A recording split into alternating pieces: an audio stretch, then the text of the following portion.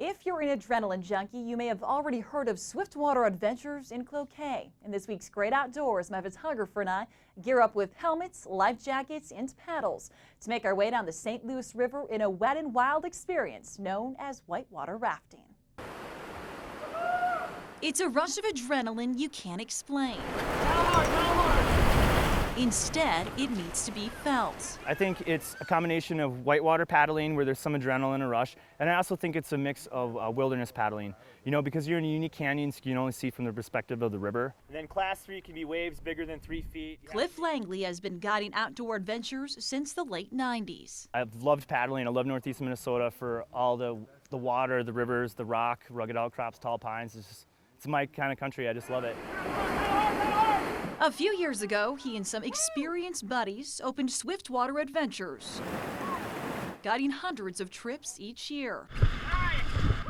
If they follow our directions and paddle hard and have an open heart and open mind, they usually have a good time and come away safe. Just in case things got dicey on our adventure down the St. Louis River.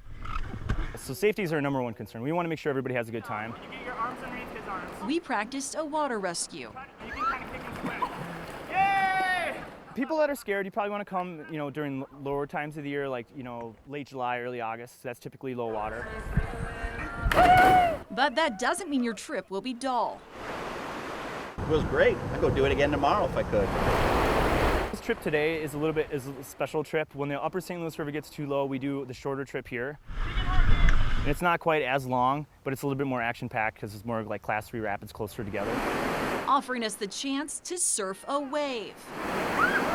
It's pretty dynamic. It's a way for people to really just feel connected to the river because they can see the entire river rushing past you.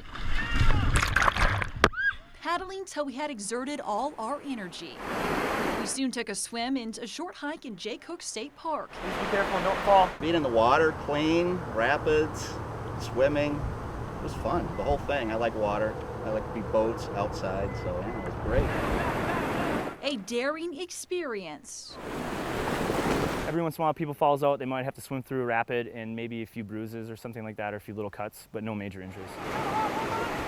With a reward greater than any risk. Swiftwater Adventure also offers peaceful canoe trips and whitewater kayaking. For more information or to plan your trip, head to Fox21online.com and click on the Links tab. In the studio, Katie Lang, KQDS Fox 21 News.